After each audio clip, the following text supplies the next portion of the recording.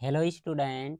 मैं रमाकांत स्वागत करता हूं आज की इस वीडियो में, जिसमें हम लोग त्रिकोणमिति का अनुप्रयोग, जिसे आप लोग अंग्रेजी में कहते हैं एप्लीकेशन ऑफ ट्रिग्नोमेट्री का वन शॉट करने वाले हैं। प्यारे बच्चों, इससे पहले आपको त्रिकोणमिति यानी कि ट्रिग्नोमेट्री जो चैप्टर है उसका वन शॉट के माध्यम से इंपॉर्टेंट क्वेश्चन करवा दिया गया है। अगर जो आप लोग वो वीडियो नहीं देखे हैं, देखना चाहते हैं, तो लिंक डिस्क्रिप्शन बॉक्स में मिलेगा, वहां से जाकर देख सकते हैं और अपनी तैयारी को बेहतर बना सकते हैं।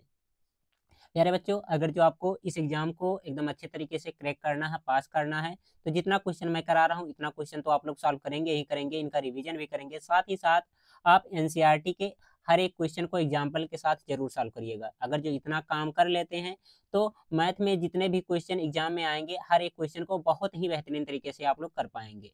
ठीक है, तो चलिए स्टार्ट करते हैं आज का ये क्लास।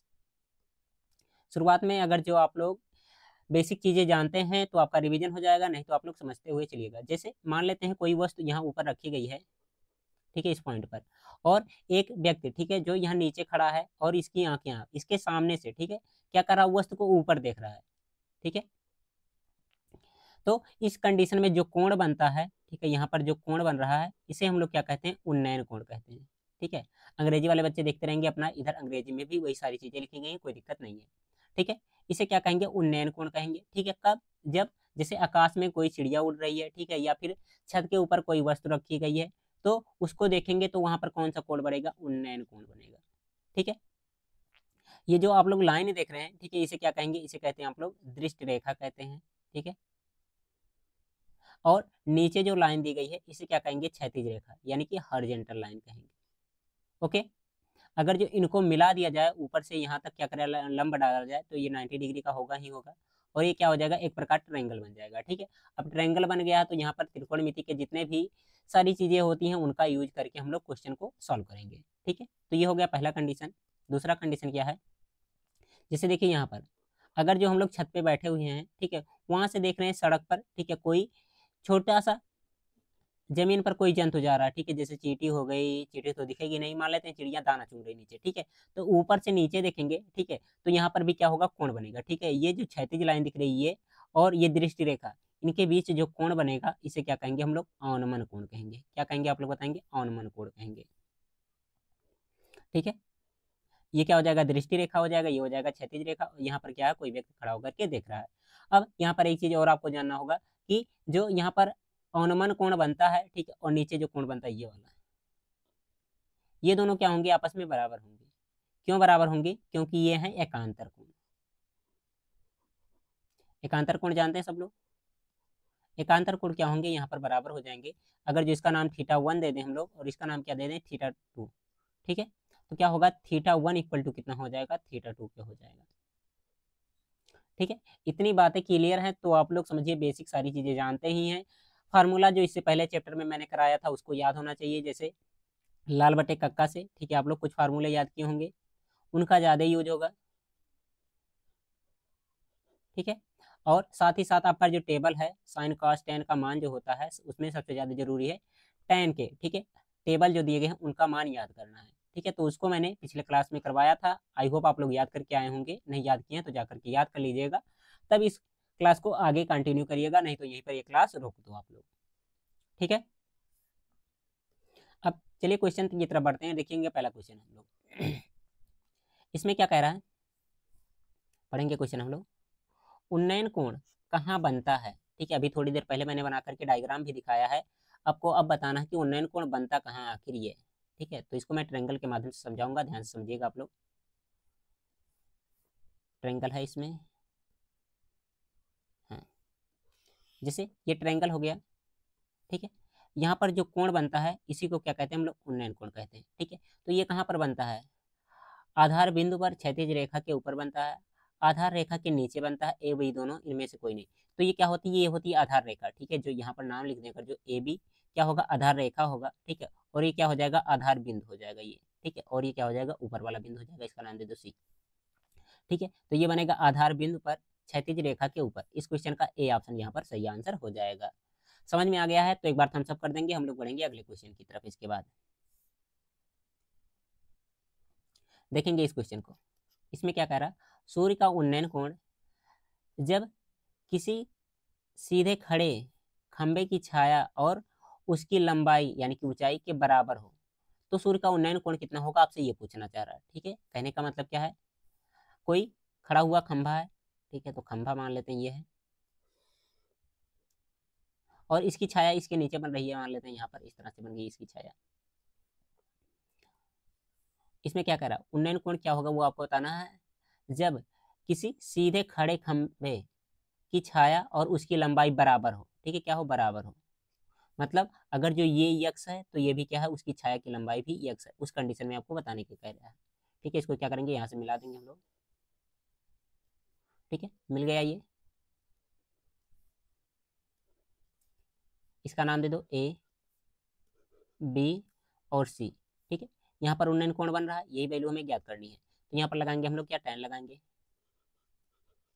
tan थीटा बराबर क्या होता है, लंब बटे आधार होता है ना, लंब बटे आधार होता है। अब यहाँ से कितना हो जाएगा, ये हो जाएगा tan थीटा। लंब की वैल्यू कितनी हो जाएगी, यहाँ पर देखिए ये जो दिया गया थीटा के सामने लंब होगा, यानी कि हो जाएगा यहाँ पर यक्स, और इसके बटे में कितना आ जाएगा, आधार भी यक्स आ जाएगा, यक्स से यक्स क्या हो जाएगा, कट जाएगा, तो यहाँ से हो जाएगा tan थीटा इक्वल टू 1 हो जाएगा। 1 हो गया ना। अब आपसे पूछा जाएगा tan में 1 किसका मान होता है, तो आप लोग कहेंगे tan 45 अंश का मान होता है। किसका होता है, tan 45 अंश का मान होता है ये। यहाँ तक तो कोई दिक्कत होनी नहीं चाहिए आप लोग को, इसको कर दो साइड थोड़ा सा। ठीक है, अब आगे अगर जो इसको सॉल्व करना चाहें हम लोग तो कैसे होगा, देखिए tan से tan इलिमिनेट करेंगे तो थीटा बराबर कितना आ जाएगा, 45 आ जाएगा। अब देखेंगे यहाँ पर 45 कहीं दिया ही नहीं गया है, तो क्या करेंगे हम लोग, पाई का मान रखेंगे। पाई बराबर आप लोग जानते हैं कितना होता है, पाई का मान होता है 180 डिग्री। ठीक है, टेक्नोमेट्री के कंडीशन में रखते हैं, तो यहाँ से कितना हो जाएगा, 180 और बटे में 2। जब इसको सॉल्व करेंगे तो कितना आ जाएगा, 90। 90 नहीं चाहिए, गलत हो जाएगा ये, यहाँ पर देखिए 180 रखेंगे और बटे में कितना, 2 नहीं 3 दिया गया है, 3 रखना होगा इस बार। जब सॉल्व करेंगे कितना आ जाएगा, 3 छक 18 यानी कि 60 आ जाएगा। 60 नहीं चाहिए, ये भी गलत होगा। यहाँ पर फिर से रख करके सॉल्व करते हैं, 180 और बटे कितना हो जाएगा, 4। जब सॉल्व करेंगे तो कितना आ जाएगा, ये आएगा 45। ठीक है, तो इसका जो दिया गया है सी ऑप्शन सही आंसर यहाँ पर हो जाएगा। क्लियर है सबको, एकदम अच्छे तरीके से समझ में आना चाहिए हर एक क्वेश्चन। आगे देखेंगे इस क्वेश्चन को, कह रहा उन्नयन कोण एवं अवनमन कोण में क्या संबंध होता है। ठीक है, उन्नयन कोण और अवनमन कोण में संबंध आपसे पूछना चाह रहा, आखिर संबंध किस तरह का होता है। ठीक है, अगर जो डायग्राम से समझना चाहो तो इस तरह की कोई आकृति है। ठीक है, एक डॉटेड लाइन लेना पड़ेगा मुझे,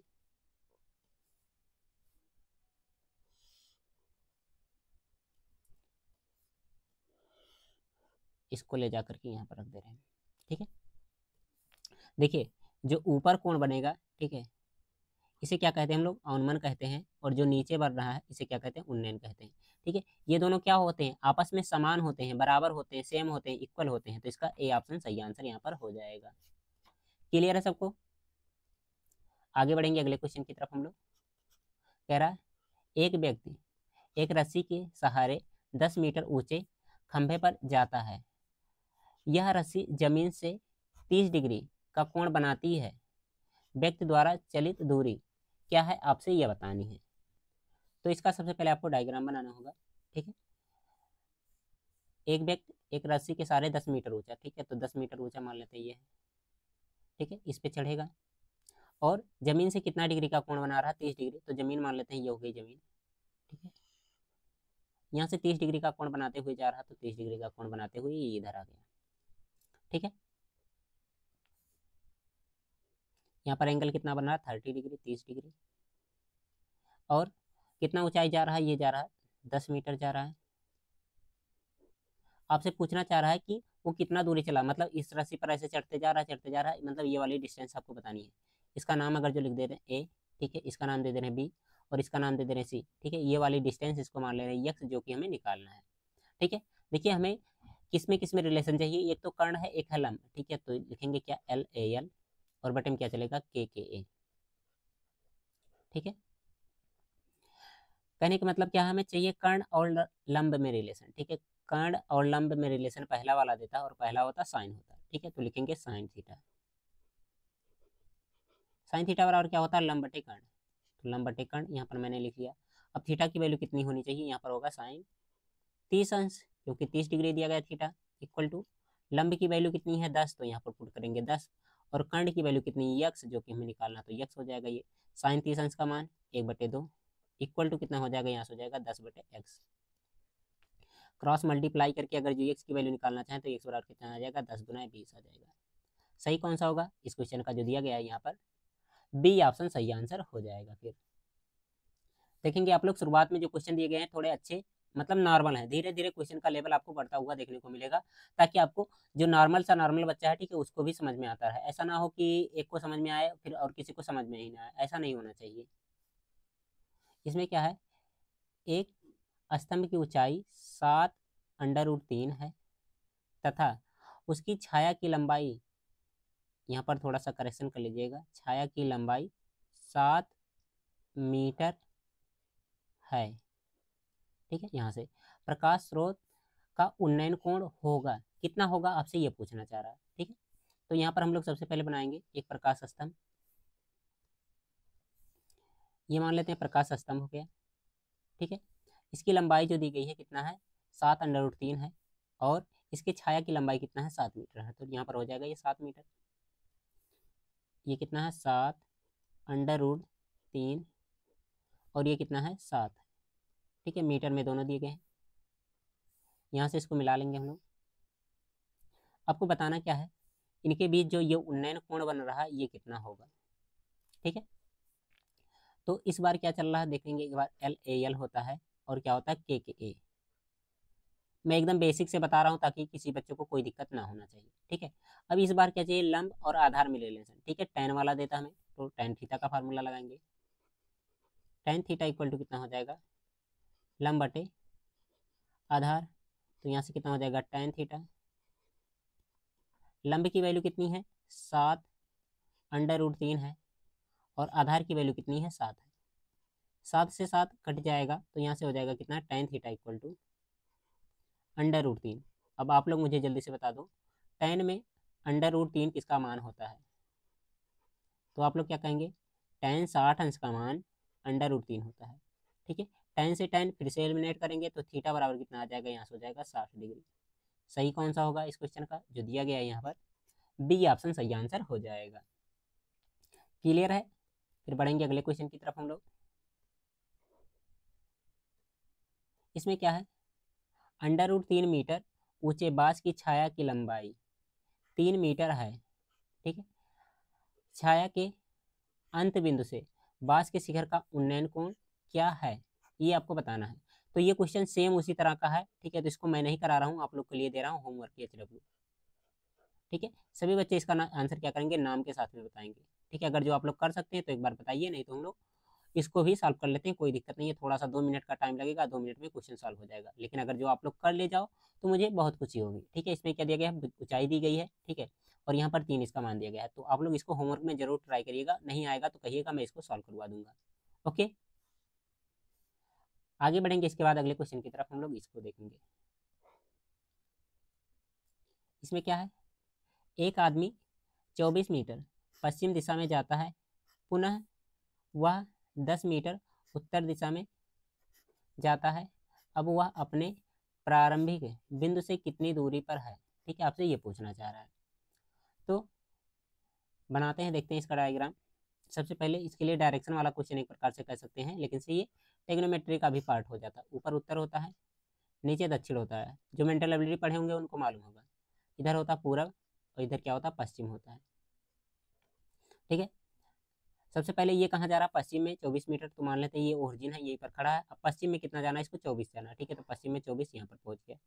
ठीक है, इसके बाद में उत्तर में कितना जाना है, इसको 10 मीटर जाना। उत्तर मतलब ऊपर की तरफ जाना है, इसको 10 मीटर, तो 10 यहाँ हो जाएगा, ये हो जाएगा 10 और ये क्या हो जाएगा 24 हो जाएगा।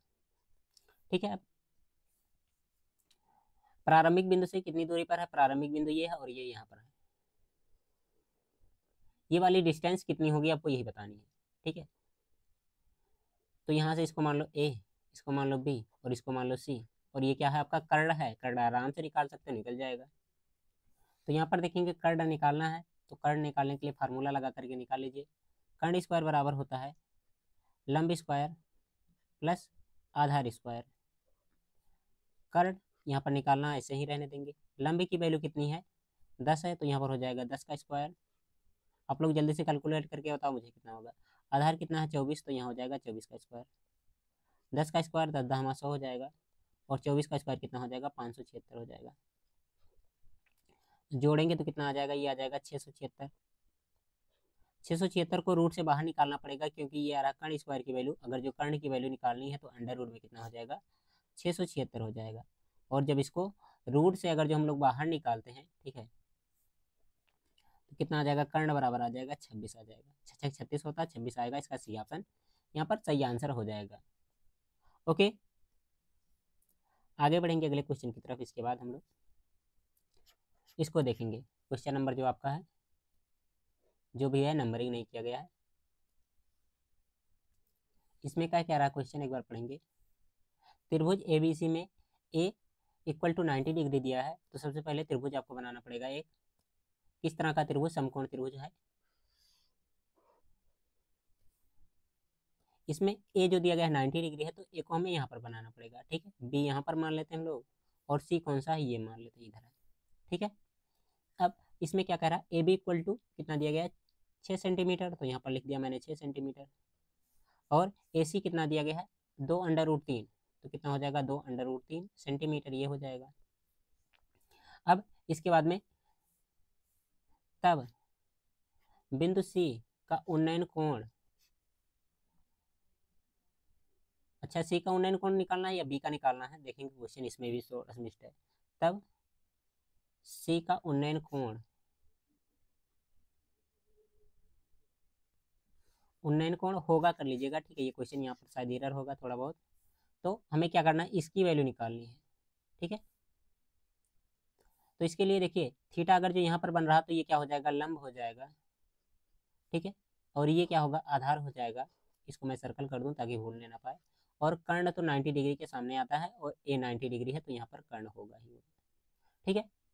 अब यहाँ पर लगाते हैं हम लोग, थीटा निकालते हैं, तो क्या हो जाएगा, tan थीटा का फार्मूला लगाते हैं। tan थीटा इक्वल टू क्या होता है, लंब बटे आधार होता है, तो लंब हो जाएगा, बटे में कितना आ जाएगा, आधार आ जाएगा। थीटा की वैल्यू निकालनी है, तो tan थीटा तो ऐसे ही रहने वाला है, लेकिन लंब रखना है, तो लंब कौन सा है 6 है, तो यहाँ पर लिखेंगे 6, और बटे में आधार कितना लिखा गया है 2√3 है, ठीक है। तो कितना हो जाएगा, ये हो जाएगा √3। काटते हैं तो कितना हो जाएगा, 2 से कटेगा 3 बार में, तो कितना आ जाएगा 3/√3, ठीक है। अब √3 से अगर जो परमेयीकरण करना चाहो तो परमेयीकरण कर दो इसको, ठीक है। तो √3 ऊपर गुणा होगा और नीचे भी होगा। अब 3 √3 का गुणा होगा तो बन जाएगा 3, और यहाँ से 3 को क्या करेगा, ये दोनों मिलकर काटेगा। तो tan थीटा बराबर कितना हो जाएगा, ये √3 हो जाएगा। अब आप लोग बता दो, tan में √3 किसका मान होता है, तो आप लोग कहेंगे tan 60 अंश का मान होता है, ठीक है। tan से tan एलिमिनेट होगा, तो थीटा बराबर कितना आ जाएगा, फिर से आ जाएगा 60 डिग्री। सही कौन सा होगा, इसका जो दिया गया है यहाँ पर सी ऑप्शन सही आंसर हो जाएगा फिर। ओके, क्लियर है। अगर जो बी का मान पूछता तो बी का मान भी यहाँ से आप लोग निकाल सकते थे। ये कितना आया 60 आया, ये 90 आया, तो ये वाला कितना हो जाएगा, आप लोग मुझे बता दो जल्दी से। त्रिभुज के तीनों कोणों का योग कितना होता है 180 डिग्री होता है ना। तो 180 डिग्री में से क्या करेंगे, इनको सॉल्व कर लेंगे तो कितना आ जाएगा 30 आ जाएगा। चलो फिर बढ़ते हैं अगले क्वेश्चन की तरफ हम लोग देखेंगे। ये तो हो गया जी, हाँ इसको सॉल्व करना है। इसमें क्या कह रहा है, किसी खड़ी छड़ एवं उसकी छाया की लंबाई का अनुपात 1/√3 है, तो सूर्य का उन्नयन कोण क्या होगा, आपसे ये पूछना चाह रहा है। तो क्वेश्चन कैसे सॉल्व करेंगे, सबसे पहले यहाँ पर हम लोग इसका डायग्राम बनाएंगे। सबसे पहले एक तो खड़ी छड़ हो जाएगी यहाँ पर, ठीक है। इस तरह से डायरेक्ट मैं बना रहा हूँ, कोई दिक्कत नहीं होना चाहिए आपको।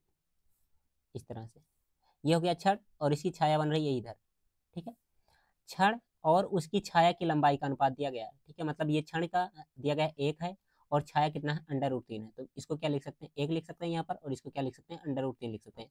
अनुपात में दिया गया है, तो इसके साथ में यक्स ले लो या फिर के ले लो, कोई भी वैल्यू ले सकते हो, दोनों सेम सेम लेना होगा, ठीक है। यहाँ पर क्या होगा 90 डिग्री का एंगल बनेगा हम लोग का। उन्नयन कोण मतलब ये वाली वैल्यू आपसे पूछना चाह रहा क्या होगा। आगे यहाँ से करना क्या, आपको ये वाली वैल्यू निकालनी है, तो tan थीटा का फार्मूला लगा लेंगे। tan थीटा इक्वल टू लंब बटे आधार होता है। लंब की वैल्यू कितना है 1x यानी कि x है, और आधार कितना है √3 और x है। ठीक है, यक्स से यक्स कट जाएगा तो tan थीटा इक्वल टू कितना होगा, यहाँ पर 1/√3 बच जाएगा फिर। ठीक है, अब tan में आपको फिर से वही वैल्यू बतानी है, tan थीटा इक्वल टू कितना हो जाएगा, tan 30 हो जाएगा। tan से tan एलिमिनेट करते हैं तो थीटा बराबर कितना आ जाएगा, 30 डिग्री आ जाएगा। सही कौन सा होगा, इसका सी ऑप्शन सही आंसर हो जाएगा। फिर नेक्स्ट इसका आंसर करेंगे, 25 मीटर ऊंचे एक पहाड़ की चोटी से एक मीनार के शिखर का उन्नयन कोण उसके पाद के अनुमान कोण के बराबर है। मीनार की ऊंचाई है कितनी है, आपसे ये बतानी है।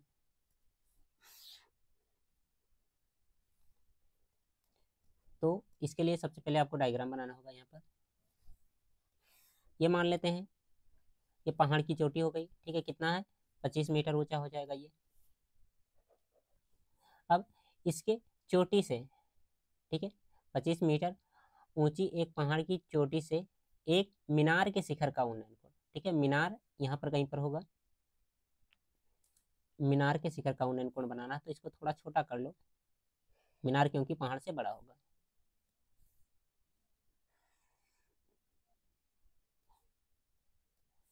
मीनार यहाँ पर है तो इसके शिखर का उन्नयन कोण ये यहाँ से यहाँ तक जाएगा, ये ऐसे। ठीक है, यहाँ पर जो कोण बनेगा इसको क्या कहेंगे, उन्नयन कोण। उसके पाद के अवनमन कोण के बराबर है। पाद के अवनमन कोण का कहने का मतलब क्या है, ये हो जाएगा, यहाँ से इधर इसका अवनमन कोण बनेगा। ठीक है, एक हॉरिजॉन्टल लाइन ले लो यहाँ पर ऐसे, ये क्या होगा, अवनमन कोण होगा और इसके ये बराबर आ जाएगा। ठीक है, यहाँ पर आपसे कहा क्या गया है, उन्नयन कोण को मान लेते हैं θ1 है। ठीक है, इसको मान लेते हैं कितना है, θ2 है। ठीक है, तो ये भी क्या हो जाएगा, θ2 हो जाएगा, क्योंकि एकांतर कोण है इस वजह से बराबर होंगे। ये तो 25 दिया गया है, इसमें कोई दिक्कत ही नहीं है। 25 में इसको थोड़ा सा नीचे करके लिख दे रहा हूँ, हो जाएगा, नहीं क्या हो गया। ठीक है, अब इसमें क्वेश्चन में क्या कह रहा है, उन्नयन कोण और अवनमन कोण बराबर है, यानी कि θ1 किसके, θ2 के बराबर है, ये क्वेश्चन में दिया गया है। आपसे पूछ क्या रहा है, मीनार की ऊंचाई। ठीक है, क्या होगी मीनार की ऊंचाई, मतलब ये यहाँ से यहाँ तक का डिस्टेंस आपको बताना है, शुरुआत से लेकर के इस पॉइंट से लेकर के इस पॉइंट तक क्या होगा डिस्टेंस। अगर जो नीचे वाला त्रिभुज हम लोग सॉल्व करते हैं, इसका नाम दे दूँ ए बी सी। ठीक है, तो त्रिभुज ए बी सी में tan θ2 इक्वल टू कितना हो जाएगा, 25 और बटे में कितना हो जाएगा, इसकी वैल्यू कुछ नहीं मालूम है तो इसको मान लेते हैं यक्स, यानी कि 25 बटे कितना हो जाएगा, यक्स हो जाएगा।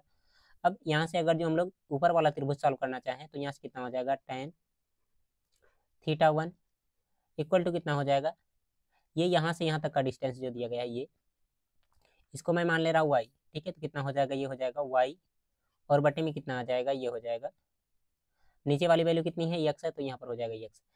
तो θ1 θ2 बराबर है तो tan थीटा tan और ये दोनों भी बराबर होंगे, यानी कि इसके बटे में कितना हो जाएगा, यहाँ से जाएगा 25 और बटे में कितना आ जाएगा, यक्स इक्वल टू कितना आ जाएगा, y बटे में यक्स हो जाएगा। यक्स से यक्स कटेगा तो y बराबर कितना आ जाएगा, 25 आ जाएगा।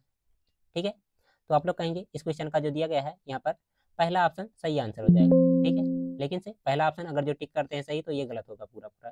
क्यों गलत होगा, क्योंकि देखिए y की वैल्यू ये यहाँ से यहाँ तक का 25 आया है। ठीक है, और यहाँ से यहाँ तक का डिस्टेंस कितना है, ये भी 25 है, तो 25 25 ऐड करना पड़ेगा क्योंकि मीनार दोनों मिला करके है, तो 25 25 कितना हो जाएगा, ये हो जाएगा 50। ठीक है, इसका सही कौन सा होगा, जो दिया गया बी ऑप्शन सही आंसर होगा। क्वेश्चन थोड़ा अच्छा था, आप लोग एकदम अच्छे तरीके से समझ पाए होंगे, ऐसा मैं उम्मीद कर रहा हूँ। नेक्स्ट क्वेश्चन, इसको देखिए हैं, एक वायुयान क्षैतिज तल से 30 डिग्री का कोण बनाते हुए जमीन से उड़ता हुआ 184 मीटर जाता है, तब जमीन से वायुयान की ऊंचाई क्या है। डायग्राम इसका बनाते हैं सबसे पहले हम लोग, मान लेते हैं ये जमीन है। ठीक है, और जमीन तल से कितना 30 डिग्री का कोण बनाते हुए वायुयान उड़ता जा रहा है। ठीक है, ऐसे उड़ता जा रहा है, अब उड़ता जा रहा है तो कितना, ये 184 मीटर दूर जाता है। ठीक है, तो कितना 184 मीटर दूर, ये तो यहाँ पर पहुंच गया मान लेते हैं। ठीक है, यहाँ पर कितने डिग्री का कोण बन रहा है, ये 30 डिग्री का कोण बन रहा है। ठीक है, तो इसकी तब जमीन से इसकी ऊंचाई क्या है, मतलब ये वाली हाइट कितनी है, आपसे ये पूछना चाह रहा है। अब यहाँ से आप लोग को देखिए, इस बार दिया गया है कर्ण, और नीचे क्या पूछ रहा है, ये वाला पूछ रहा है, हाइट पूछ रहा है। कर्ण और लंब में रिलेशन चाहिए, तो फिर से साइन लगाना होगा। साइन थीटा यानी कि साइन 30 हो जाएगा, बराबर लंब बटे कर्ण यानी कि ये छपान कितना हो जाएगा, 184 हो जाएगा। साइन 30 अंश का मान कितना होता है, 1/2, इक्वल टू कितना हो जाएगा, 1/184 हो जाएगा। अगर जो क्रॉस मल्टीप्लाई करते हैं तो ये बराबर कितना हो जाएगा, 184, और बटे में कितना आ जाएगा, 2 आ जाएगा।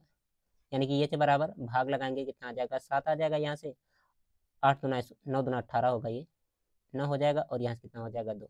यानी कि 92 92 इसका आएगा, जो दिया गया है सी ऑप्शन सही आंसर होगा। फिर नेक्स्ट, इसके बाद में देखिए इस क्वेश्चन को, सेम उसी तरह का क्वेश्चन है, ठीक है। एक ही तरह का 2 क्वेश्चन लिया गया है, ताकि आप लोग को कोई दिक्कत ना आए, हर एक क्वेश्चन को आराम तरीके से आप लोग कर पाए।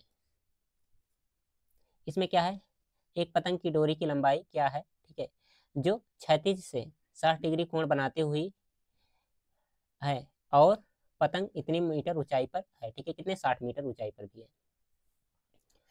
तो ये हो गया क्षैतिज, ठीक है। और यहाँ से क्या हो रहा है, कोई पतंग 60 डिग्री के कोण पर ऐसे उड़ रही है, ठीक है, कोण बनाते हुए उड़ रही है, और कितनी ऊंचाई पर है, ये है 60 मीटर ऊंचाई पर, ठीक है।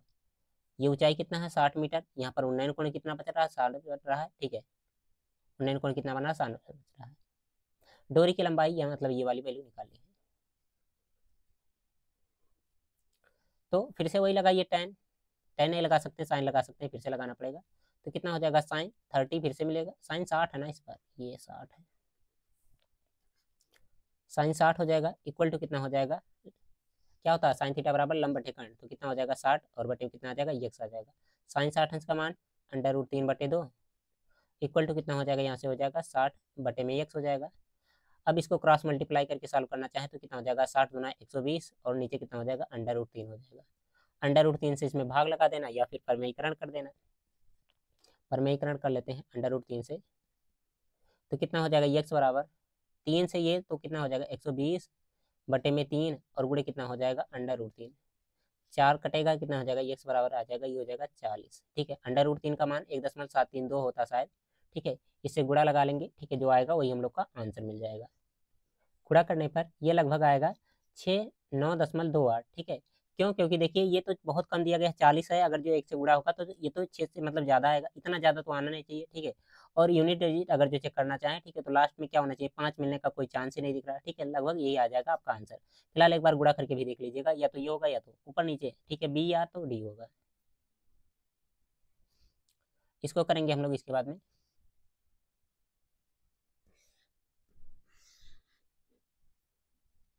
इसमें क्या है, एक मनुष्य किसी बिजली के खंभे के शिखर से देखता है कि धरातल के एक बिंदु का अवनमन कोण 60 डिग्री है। यदि खंभे के पाद बिंदु से 25 मीटर की दूरी हो तो खंभे की ऊंचाई होगी, कितनी होगी आपको ये बतानी है।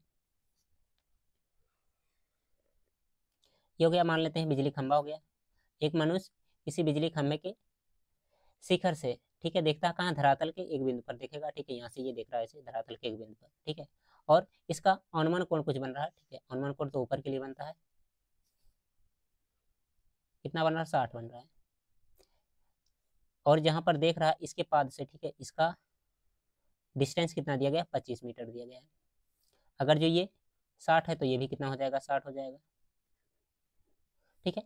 इस कंडीशन में आपको ऊंचाई मतलब ये वाली वैल्यू निकालनी है। तो यहाँ पर देखिए लंब और आधार की वैल्यू चल रही है, तो कितना हो जाएगा, 10 होगा।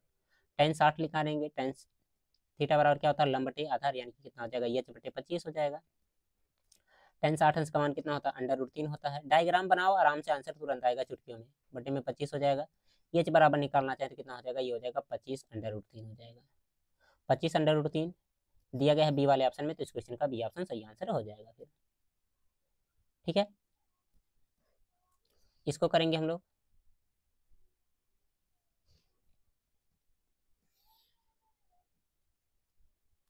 इसमें क्या कह रहा है, एक मीनार जो समतल पर खड़ी है, जिसकी परछाई सूर्य के उन्नयन कोण 45 से बढ़कर के बदल करके 30 होने पर 10 मीटर बढ़ जाती है। मीनार की ऊंचाई है कितनी है, आपको ये बतानी है, ठीक है।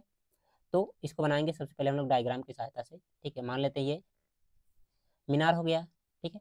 अब इसका क्या हो रहा है, परछाई 45 डिग्री से कितना हो रहा है, 30 डिग्री हो रहा है, ठीक है। तो पहला 45 तो मान लेते हैं, यहाँ पर बनाइए पहले ऐसे, ठीक है। अब ये बदल करके 30 हो रहा है तो कितना 10 मीटर छाया की लंबाई बढ़ रहा है, ठीक है। तो ये यहाँ से यहाँ तक हो गया मान लेते हैं, तो यहाँ पर कितना हो गया होगा, 30 हो गया होगा। ये 45 रहा होगा शुरुआत में, ठीक है। और ये कितना बढ़ गया, 10 बढ़ गया, शुरुआत में यहाँ पर रहा ये, और ये यहाँ पर पहुँच गया। ये कंडीशन हो गई है। अब इसको आपको क्या करना है, सॉल्व करना है, उसके बाद में आंसर लाना है। इसको थोड़ा साफ सुथरा मैं कर दे रहा हूँ और कुछ नहीं है।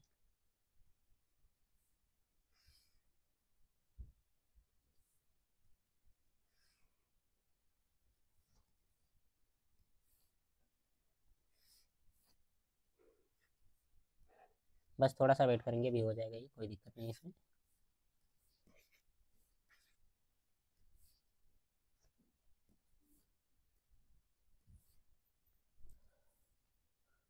अब इसका सॉल्यूशन करेंगे हम लोग। देखिए ये वाली डिस्टेंस यहाँ से यहाँ तक मान लेते हैं कुछ है, जैसे मान लेते हैं यक्स है, ठीक है। और बाद में कितना हो गया, ये 10 हो गया। अब ये छोटा सा जो त्रिभुज लग रहा है, ठीक है, इसका नाम दे दे रहे हैं A B C. A B C को अगर जो सॉल्व करते हैं, ए बी सी में टेन थीटा लगाते हैं, टेन कितना हो जाएगा 45, इक्वल टू कितना आ जाएगा, ये वाली हाइट मान लेते हैं एच है, ठीक है। तो कितना हो जाएगा, एच अपान एक्स हो जाएगा। टेन 45 अंश का मान एक होता है, एक बटे कितना हो जाएगा, एच हो जाएगा, इक्वल टू एक्स। तो कितना हो जाएगा, एक्स बराबर एच आ जाएगा यहाँ से। अगर जो बड़ा वाला सॉल्व करते हैं, ठीक है, ए बी सी, इसका नाम दे दे रहे हैं डी, ए डी सी में, ए डी सी में यहाँ पर कितना होगा, अगर जो 10 निकालते हैं 30, ठीक है। तो कितना हो जाएगा, ये हो जाएगा, ये हाइट है एच और ये डिस्टेंस कितना है, एक्स प्लस 10 है, ठीक है। 10 30 अंश का मान कितना होता है, एक बटे अंडर रूट 3 होता है, इक्वल टू कितना हो जाएगा, एच बटे एक्स प्लस 10 हो जाएगा। अगर जो क्रॉस मल्टीप्लाई करते हैं तो कितना हो जाएगा, एक्स प्लस 10 इक्वल टू कितना हो जाएगा, एच अंडर रूट 3। अब यहाँ से एच एक्स के बराबर है, हमें किसकी वैल्यू निकालनी है, ऊंचाई निकालना है, एच है, ठीक है। तो इसकी जगह पर कितना हो जाएगा, ये हो जाएगा एच प्लस कितना हो जाएगा 10 इक्वल टू कितना हो जाएगा, एच अंडर रूट 3। एच को इधर भेज देते हैं तो कितना हो जाएगा, 10 equal to H plus H under root 3 पहले लिखो, ये तो आएगा माइनस हो जाएगा, एच अंडर रूट 3 और ये इधर आकर के माइनस में हो जाएगा। यहाँ से 10 तो ऐसे रहने देंगे, एच कॉमन कर लेंगे तो कितना हो जाएगा, ये हो जाएगा अंडर रूट 3 और माइनस में 1 हो जाएगा, ठीक है। बाकी इसका सॉल्यूशन करना है तो एच बराबर कितना हो जाएगा, यहाँ से हो जाएगा 10 बटे अंडर रूट 3 और माइनस में कितना हो जाएगा 1। इसको सॉल्व कर लीजिएगा, जो आएगा आंसर मिल जाएगा इसमें से, ठीक है। कर सकते हैं तो ठीक है, नहीं कर सकते हैं तो कहिएगा, मैं इसको सॉल्व कर दूंगा। कैलकुलेशन आप ही को करना होगा, चाहे एग्जाम हो चाहे जहाँ हो, बस मेरा काम होगा क्या हो कि मैं आपको मार्क बताऊं कि हाँ ऐसे ऐसे आप लोग कर सकते हो। ओके, एक क्वेश्चन ये है, ठीक है, जिसको मैं आप लोग के लिए छोड़ रहा हूँ होमवर्क। ये तो वही है जी, होमवर्क क्या करना है वही है, सेम सेम है, रहने दो। तो आज की क्लास में बस इतना ही क्वेश्चन जिसको मैंने सॉल्व कराया। एनसीईआरटी का क्वेश्चन आप लोग टाइम निकाल करके सॉल्व कर लीजिएगा। अगर जो आप लोग कहेंगे, ठीक है, कमेंट बॉक्स में, तो एक दिन मैं टाइम लेकर के एनसीईआरटी के जितने क्वेश्चन इंपॉर्टेंट है जो आपके एग्जाम में आ सकते हैं उनका भी सॉल्यूशन करवा दूंगा, मुझे कोई दिक्कत नहीं है। ओके, बाय बाय प्यारे बच्चों।